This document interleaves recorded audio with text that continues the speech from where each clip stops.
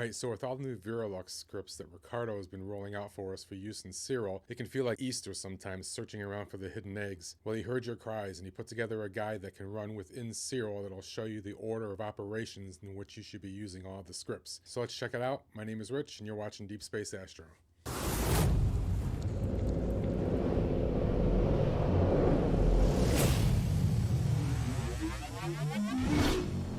Alright, so we get the script by coming up into scripts, get scripts, and as always you can scroll through the list of scripts and search for it, or just start typing part of the name. So if we type start, you'll see VeraLux starting point. Make sure you select it over on the right hand side and then click apply.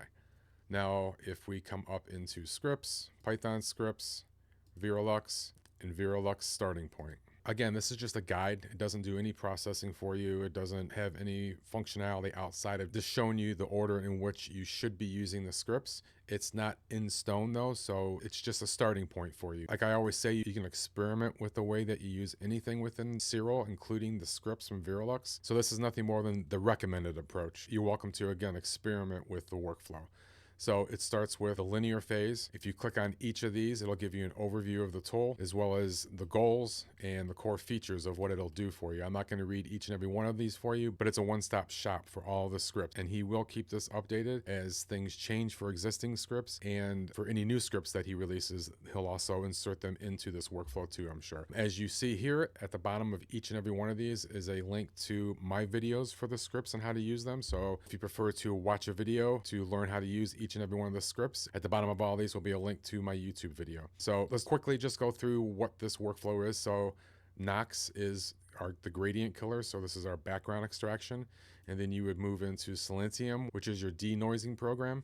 If you're doing mono processing, or if you're using a dual narrowband filter with your one-shot color camera, then you would move into Alchemy, which is your narrowband normalization and mixing of that narrowband data. So if you're not shooting mono, or you're not using a dual narrowband filter, you're just using a light pollution filter, then Alchemy would be a script that you would skip. After you're done with the linear phase scripts, then you move into your stretching, which is a hypermetric stretch. Once you have your image stretched, then you can move into your tone mapping. Use the curves tool to enhance your RGB channels, your luminance, your chrominance, to sculpt that data, as Riccardo says. After the curves, then you can jump into your Revela. This is your contrast and texturing, and it really brings out the details in the image. Next step, we go into our finishing. So you would use the Vectra script, which is your color grading. This is where you can adjust your saturation and hue.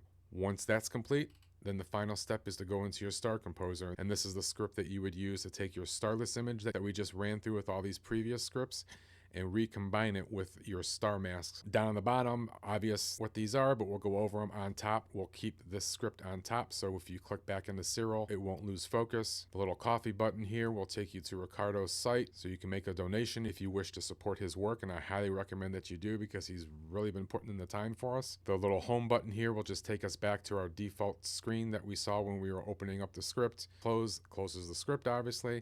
And then he has a search button up here too, so if there's something specific that you're looking for, you can actually type in a keyword and it'll show you where that word is being used in the scripts. It can be helpful locating what you're looking for as you're using the guide. So like I said, just a quick video just for awareness, so everybody knows that this guide is going to be out here. So it'll help those of you that are curious in which order these scripts should be ran in. This is where you should start. Once you get comfortable with the tool, like I said, you can move around when you do things. There's nothing wrong with, after you finish your star composer and putting your stars back in, to run curves again, or run Vectra or Revela. So if you experiment outside of this workflow and it looks good, then you're good. If it doesn't look good, then hit that undo button and try something else. So that's it. Gonna wrap it up. We'll see you guys in the next video, and clear skies.